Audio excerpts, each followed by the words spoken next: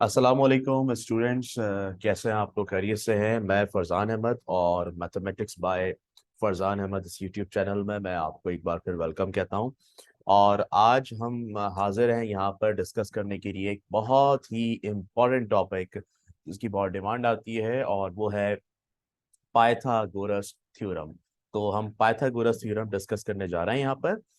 तो अब Pythagoras theorem क्या होता है, आइए इसको सीखते हैं। और आप लोगों से ये कहना चाहूंगा कि जब आप इस वीडियो को देखें, एक तो पूरा देखिएगा, और फिर उसके बाद अपने फ्रेंड्स के साथ, अपने क्लासमेट्स के साथ, अपने कलीग्स के साथ इसको शेयर कीजिएगा, और अपने व्यूज भी शेयर कीजिएगा। और आपका कोई भी क्वेश्चन हुआ करे, आप जरूर पूछा करें, आपको उसका जवाब दिया जाएगा इंशाअल्लाह ताला। अच्छा, तो पाइथागोरस थ्योरम समझने के लिए देखें, यहाँ पर मैंने ड्रॉ किया हुआ है एक ट्राइंगल। और कौन सा ट्राइंगल है ये आप सब जानते हैं। ये एक राइट एंगल ट्राइंगल है, आपको नजर आ रहा होगा, ठीक है। राइट एंगल ट्राइंगल वो ट्राइंगल जिसमें एक angle must be of 90 degree. ये देखिए, ये 90 डिग्री एंगल है। सही। अब होता क्या है, इसकी जो तीन साइड्स हैं उनके कुछ स्पेसिफिक नेम होते हैं, वो हम यहाँ पे डिस्कस करेंगे पहले। लेकिन उससे पहले मैं इसके वर्टिसेस को नेम दे देता हूँ। ये कैपिटल ए है, ये वर्टेक्स कैपिटल बी है, और ये वर्टेक्स कैपिटल सी है, ठीक है। अच्छा, रूल ये होता है, हम पढ़ते आए पिछली क्लासेस में, कि अगर यहाँ हमने कैपिटल ए यूज किया है तो इसके जो अपोजिट साइड है वो स्मॉल ए होगी, बी के अपोजिट साइड स्मॉल बी होगी, और सी के अपोजिट साइड स्मॉल सी होगी, ठीक है। अच्छा, अब इन तीन साइड्स के कुछ ना कुछ नेम होते हैं। देखिए, ये 90 डिग्री है, 90 डिग्री के जो ऑपोजिट होता है उसका हमने नाम रखा है हाइपोटेन्यूस। हाइपोटेन्यूस, ठीक है। और हाइपोटेन्यूस तो ये हो गया, अब जो लाइन आपकी 90 डिग्री का एंगल बना रही है, यानी कि जो ऑर्थोगोनल है, उसको कहते हैं परपेंडिकुलर। परपेंडिकुलर। और परपेंडिकुलर के एडजेसेंट जो साइड है, नीचे जो साइड बची तीसरी साइड, ये बेस कहलाती है। तो ये तीन साइड्स होती हैं। अब पाइथागोरस थ्योरम क्या है? पाइथागोरस थ्योरम एक ऐसा थ्योरम है जो कि राइट एंगल ट्राइंगल को डील करता है। राइट एंगल ट्राइंगल से रिलेटेड जो प्रॉब्लम्स होंगी उसको सॉल्व करने में ये आपको हेल्प करेगा, मदद देगा, ठीक है। अब ये होता क्या है, देखें, पाइथागोरस थ्योरम ये कुछ ही होता है। मैं शॉर्ट में लिख रहा हूं, हाइपोटेन्यूस का स्क्वायर इक्वल टू बेस का स्क्वायर प्लस परपेंडिकुलर का स्क्वायर, ठीक है। हाइपोटेन्यूस का square equal to base square plus perpendicular का स्क्वायर। अच्छा, स्पेशली स्पेशली इसको जो यूज किया जाता है वो मैं आपको बता दूं। अक्सर औकात आपको कुछ डेटा दिया जाता है राइट एंगल ट्राइंगल से रिलेटेड, और कहा जाता है कि आप ये साबित कर दें, आप ये प्रूफ कर दें कि ये जो ट्राइंगल है, ये जो डेटा आपको दिया जा रहा है, ये राइट एंगल ट्राइंगल का डेटा है। तो आइए देखते हैं ऐसा ही एक प्रॉब्लम। ये देखें, आपके सामने लिखा हुआ है, following are the sides of triangle, verify that the triangle is right triangle. तो पार्ट ए को डिस्कस करते हैं, पहले दूसरा पार्ट भी डिस्कस करेंगे। पार्ट ए में देखें, तीन साइड्स आपको दी हुई है, ए बी सी। और आपसे क्या कह रहे हैं कि आपने वेरीफाई करना है कि ये राइट ट्राइंगल है। अच्छा, देखिए, क्वेश्चन में ए बी सी करके उन्होंने दे दिया है। वो आपको अगर ए बी सी ना दें, बल्कि यूं दे दें 16, 30 और 34, ऐसे 16, 30 एंड ऐसे दे देते 34, फिर क्या करते थे आप? फिर क्या करते आप?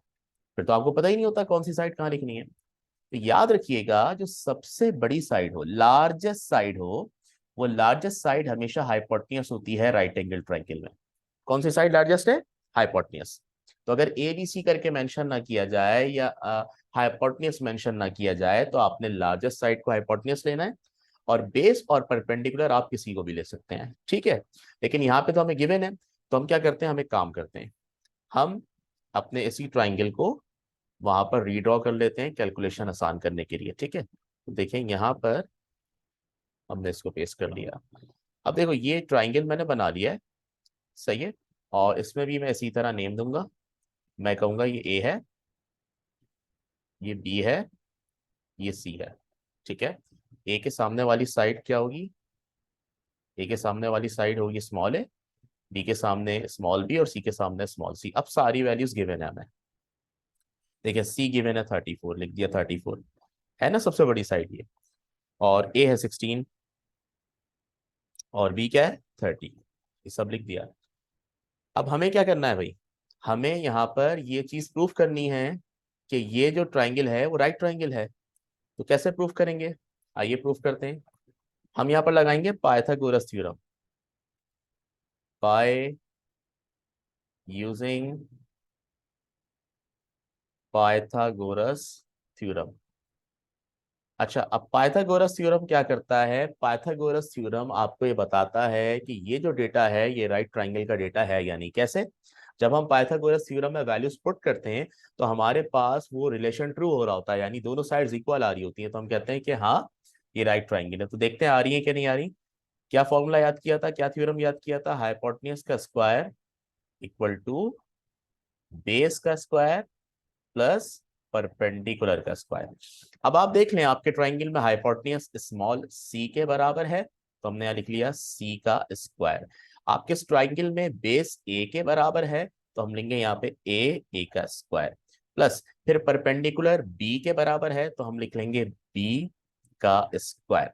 अब सबकी वैल्यूज पुट कर लेते हैं। सी क्या है हमारे पास, सी है 34, तो सी की जगह हमने लिखा 34 और ये हो जाएगा 34 का स्क्वायर। ठीक है, फिर है ए स्क्वायर, ए स्क्वायर का मतलब 16 का स्क्वायर, 16 का स्क्वायर, ठीक है, प्लस फिर बी स्क्वायर लिखा हुआ है, बी स्क्वायर का मतलब 30 का स्क्वायर, तो ये हो गया 30 का स्क्वायर।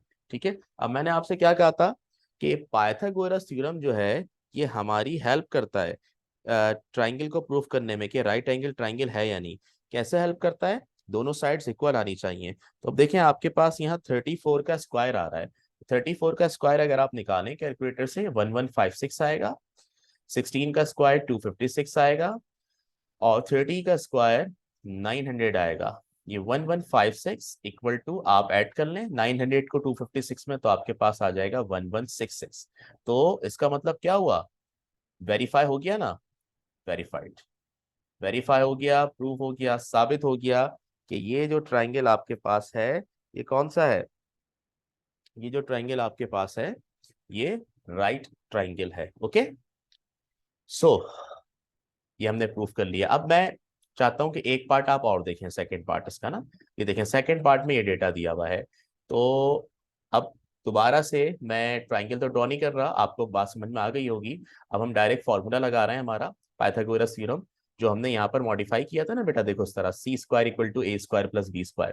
तो मैं डायरेक्ट लिख रहा हूँ यहाँ पे C square equal to A square plus का बी स्क्वायर। चेक करते हैं इसमें आता है कि नहीं आता है।